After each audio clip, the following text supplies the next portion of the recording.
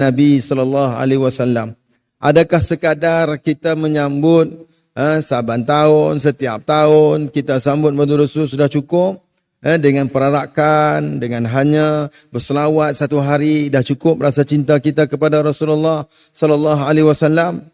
Sebagaimana sabdaan Nabi sallallahu alaihi wasallam, la yu'minu ahadukum hatta akuna ahabbu ilaihi min walidihi wa waladihi wan nasi ajma'in. Kata Nabi sallallahu alaihi wasallam, tidak sempurna iman salah seorang di kalangan kamu. Tidak sempurna.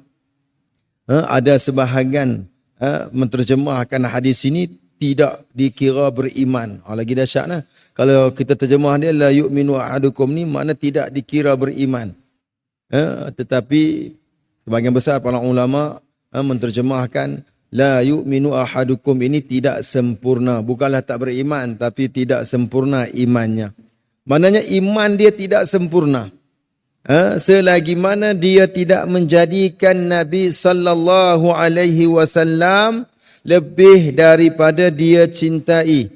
Lebih daripada dia cinta kepada ibu dan ayahnya. Lebih daripada dia cinta kepada anak-anaknya dan seluruh manusia. Tidak sempurna iman seseorang, kata Nabi. La yu'minu ahadukum hatta akuna, sehinggalah aku ini dia jadikan ahabbu, orang yang paling dia cintai, orang yang dia paling sayang, orang yang paling dia kasih. Min walidihi, lebih dia kasih kepada ibu dan ayahnya. Wa waladih, lebih dia kasih kepada anaknya. Wan nasi ajma'in, lebih dia kasih kepada siapa? Kepada manusia sejagat. Kalau masih lagi ada rasa cinta itu lebih kepada anak-anak, kepada isteri, kepada ibu dan ayah, kepada adik-beradik, bermakna belum lagi sempurna. Kalau kita masih lagi kasih apa yang ada di dunia ini lebih daripada kita kasih kepada Nabi sallallahu alaihi wasallam, maka belum lagi sempurna keimanan seseorang. Hadirin yang dikasihi Allah Subhanahu wa taala. Kita sebut kita cinta kepada Rasulullah. Kita sebut kita kasih kepada Rasulullah. Kita sebut kita rindu kepada Rasulullah. Apakah bukti? Apakah yang membuktikan kita ini benar-benar cinta kepada Rasulullah? Apakah bukti yang kita ini benar-benar cinta, kita kasih, kita sayang kepada Rasulullah sallallahu alaihi wasallam? Maka hari ini mari kita lihat ada 4 bukti. Ada 4 bukti jika seseorang itu mencintai Nabi sallallahu alaihi wasallam. Ada 4 bukti. Bukti yang pertama, tanda dia kasih, tanda dia cinta kepada Rasulullah sallallahu alaihi wasallam. Bukti yang pertama, dia hendaklah mempelajari, mendalami ilmu yang disyariatkan oleh Allah Subhanahu wa taala. Tanda kita kasih kepada Nabi, kita kena mencari ilmu. Kita kena mendalami ilmu. Kita kena sentiasa berada di majlis ilmu. Kerana di antara kata Nabi sallallahu alaihi wasallam, "Idza marartum bi riyadil jannah farta'u."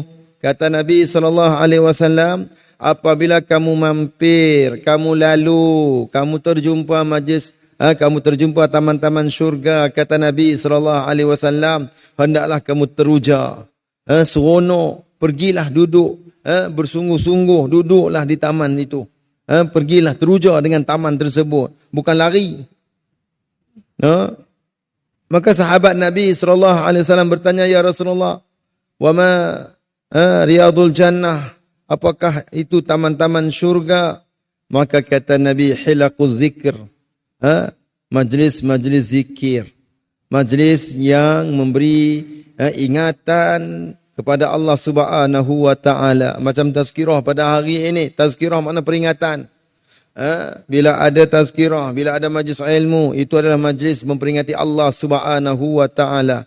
Maka kata Nabi, farta'u, hendaklah kamu ni sungguh-sungguh teruja nak duduk dalam majlis tersebut.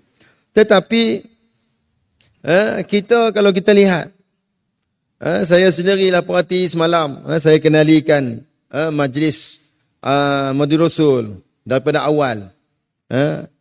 Semalam kenalikan majlis satu program.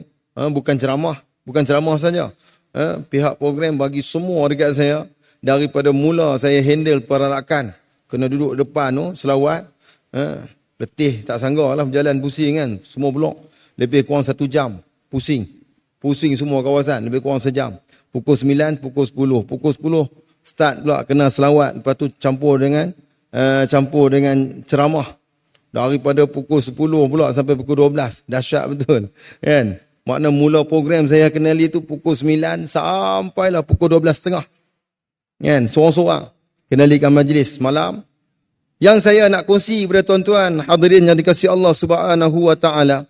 Semasa perarakan tu masya-Allah, pelbagai batalion ada. Semualah macam-macam lah kalau kita tengok.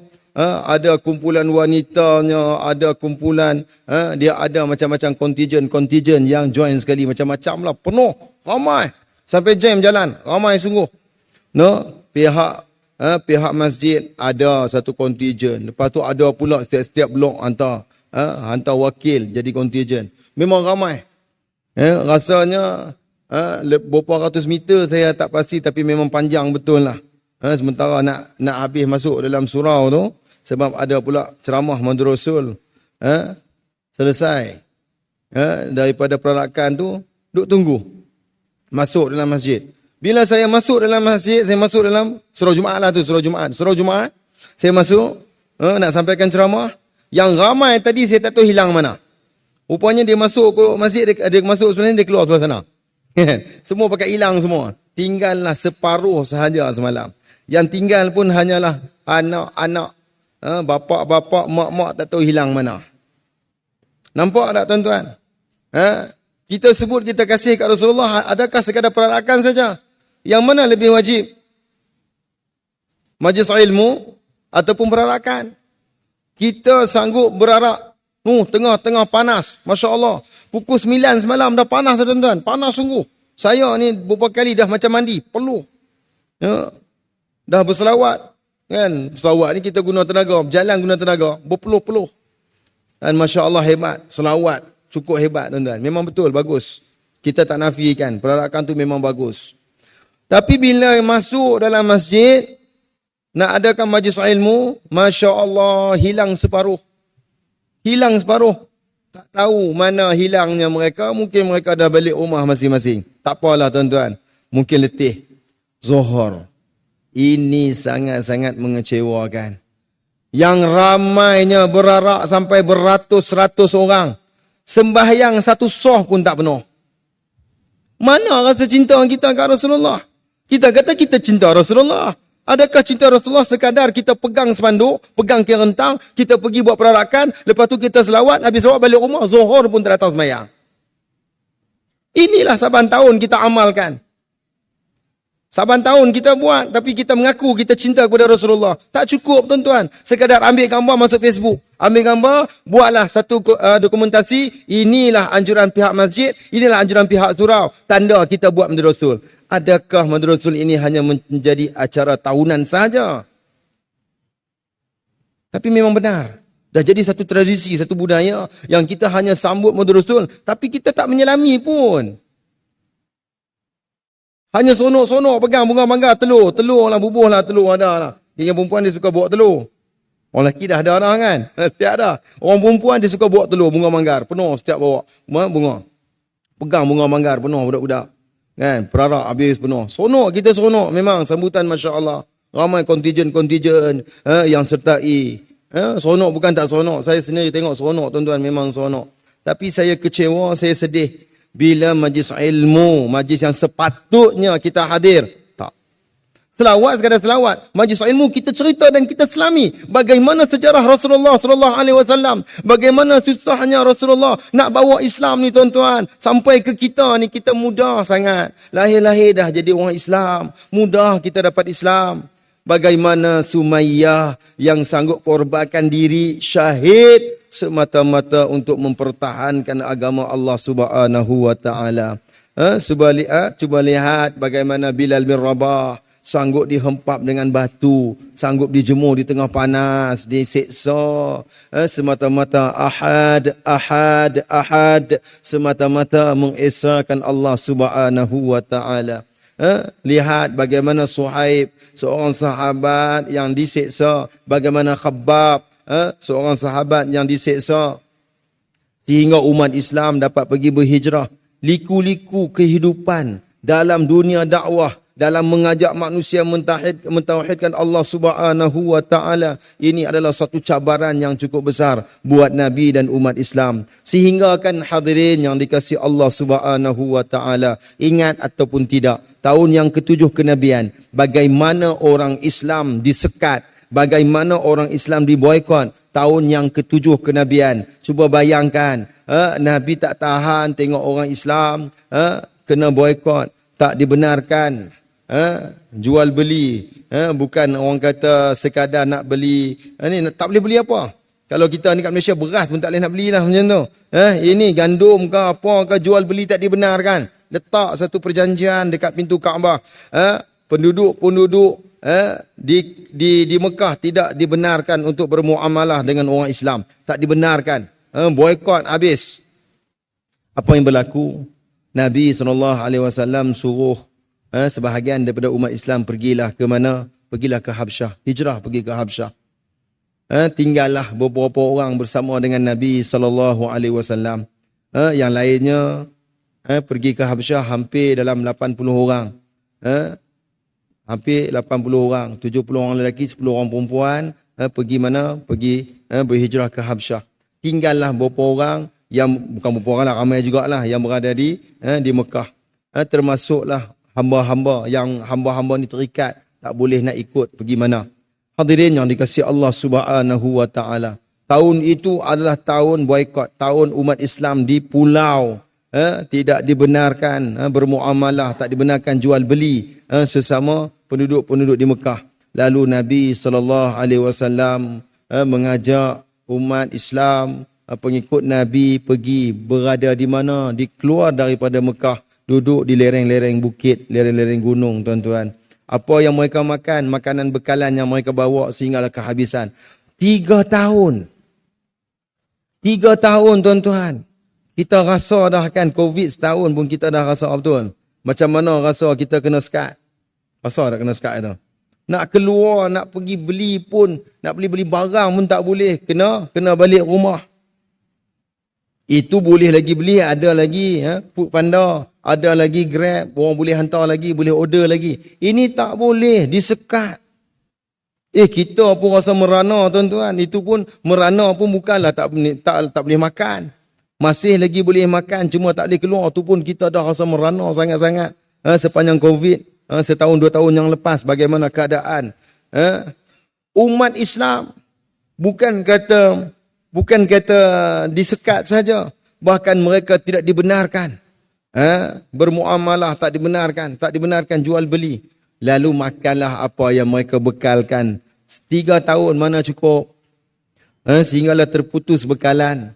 Tak ada bantuan daripada sesiapa. Sepanjang COVID ni ada juga orang bantu kita. Ada jugalah tabung-tabung lah. Ada jugalah orang kata bakul-bakul. Kan orang bagi, orang hantar. Alhamdulillah, saya pun masa COVID dulu, Alhamdulillah ada rezeki datang. Kejap ada orang datang hantar.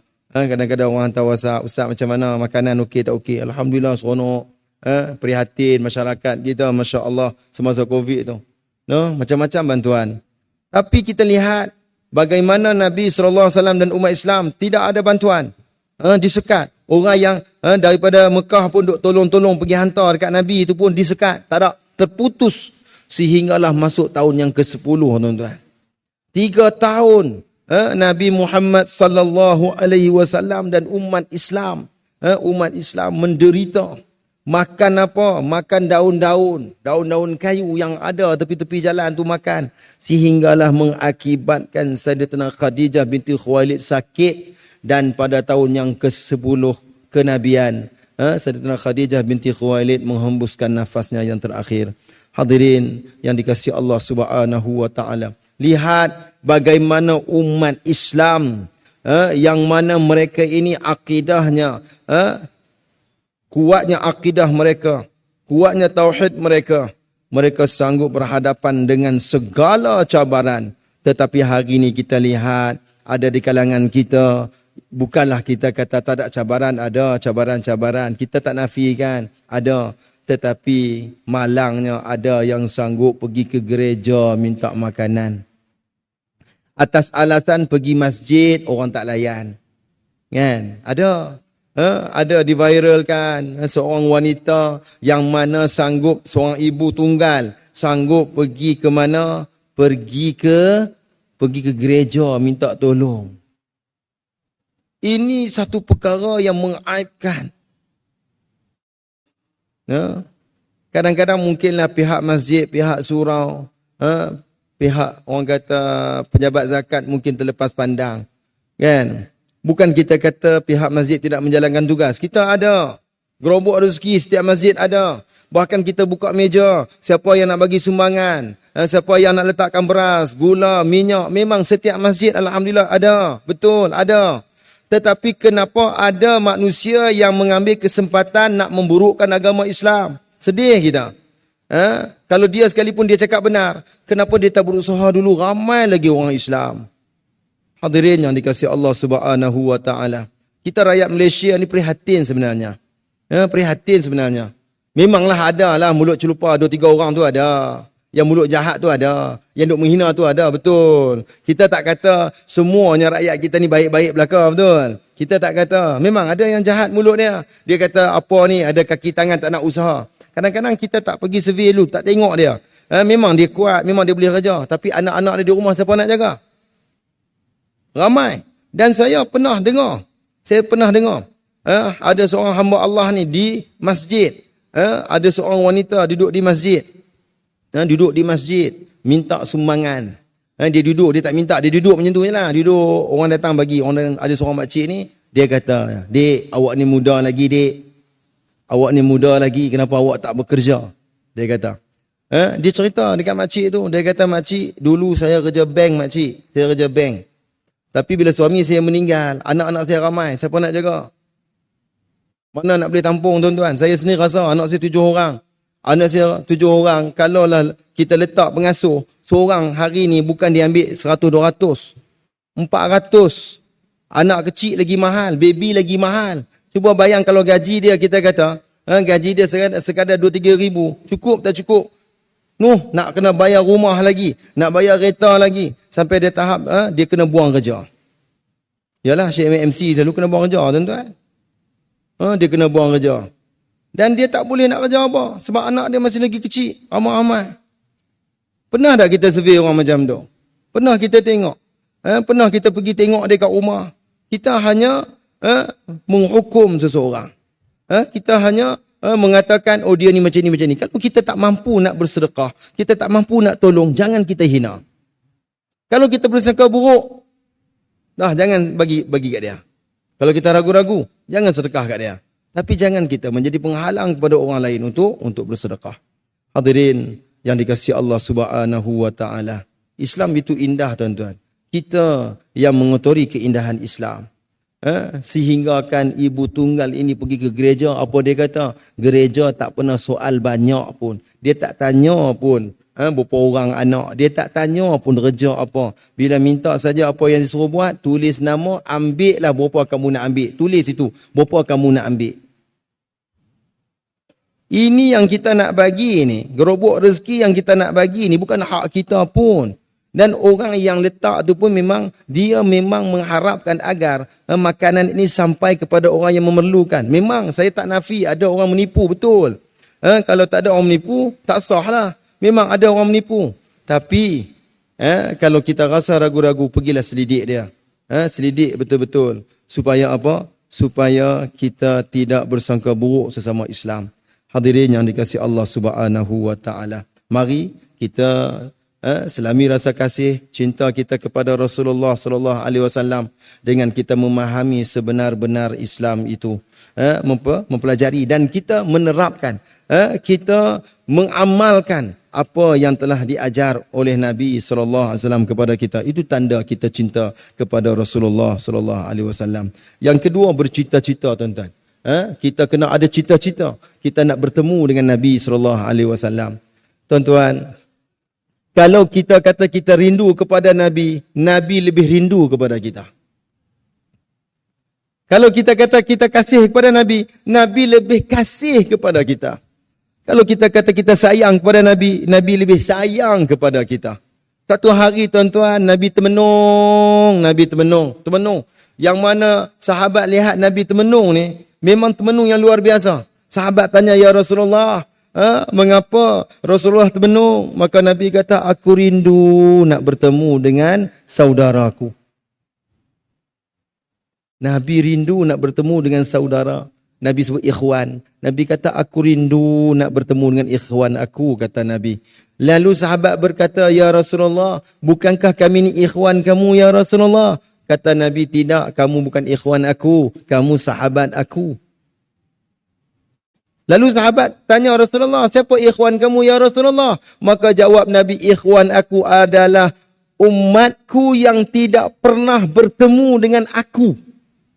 Tetapi mereka beriman dan mereka rindu kepada aku. Tuan-tuan, siapa dia tuan-tuan? Siapa dia tuan-tuan? Kita. Ni Nabi rindu kepada kita tuan-tuan. Kalau kita kata kita rindu, Nabi 10 kali rindu lagi kepada kita. Sampai Nabi ni, Nabi kata kat sahabat, aku rindu, aku nak sangat bertemu dengan ikhwan aku. Siapakah ikhwan Nabi? Orang yang beriman kepada Rasulullah sallallahu alaihi wasallam, tetapi mereka tidak pernah bertemu dan bersua muka dengan Nabi sallallahu alaihi wasallam. Maka kita kena ada cita-cita, kita kena ada impian kita nak bertemu dengan Nabi sallallahu alaihi wasallam. Maka apakah rahsianya? Apakah caranya untuk kita bertemu dengan Rasulullah? Maka kata Nabi sallallahu alaihi wasallam, siapa yang cinta kepada aku, maka dia akan bersama aku di syurga. Anta ma'aman ahbabta, kamu akan bersama dengan siapa yang kamu cinta. Maka mari kita cintai Rasulullah. Cara nak cintai Rasulullah, banyakkan berselawat. Ikutlah sunnah Rasulullah sallallahu alaihi wasallam. Ikutilah cara hidup Nabi sallallahu alaihi wasallam. Pelajarilah ilmu-ilmu yang berkaitan tentang Islam. InsyaAllah itulah di antara tanda-tanda kita kasih dan kita cinta kepada Rasulullah sallallahu alaihi wasallam. Kesimpulan yang dapat kita ambil daripada tazkirah pada hari ini, hadirin yang dikasihi Allah Subhanahu wa taala. Yang pertama, sejauh mana rasa kasih dan cinta kita kepada Rasulullah? Tanya diri sendiri, sejauh mana aku kasih dan cinta kepada Rasulullah? Adakah sekadar kita sambut setiap tahun? Adakah sekadar kita buat perarakan, itu dah tanda kita cinta kepada Rasulullah? Tuan-tuan jawab sendiri. Saya tak nak jawab. Tuan-tuan tanya diri sendiri. Sejauh mana kita cinta kepada Rasulullah? Yang kedua tuan-tuan, kalau benar kita cinta kepada Rasulullah, maka marilah kita hadiri majlis ilmu, majlis zikir. Ini di antara anjuran Nabi SAW supaya kita menjadi orang yang berilmu dan dapat kita beramal dengan ilmu dan kita mengikuti sunnah Nabi SAW. Dan yang ketiga, marilah kita hidupkan balik bagaimana kehidupan Nabi SAW daripada mula bangun tidur sampai tidur, kita serapkan dalam kehidupan kita insya-Allah. Mohon maaf kalau ada terkasar bahasa atau salah kata. Yang baik semua pada Allah Subhanahu wa taala. Yang kurang mohon maaf. Mudah-mudahan Allah ridha pertemuan kita dan menjadikan kita umat yang sentiasa rindu dan cinta kepada Rasulullah sallallahu alaihi wasallam. Aqulu qouli hadza wa astaghfirullahal azim li wa lakum wa lisairil muslimina wal muslimat wal mu'minina wal mu'minat al ahya'i minhum wal amwat.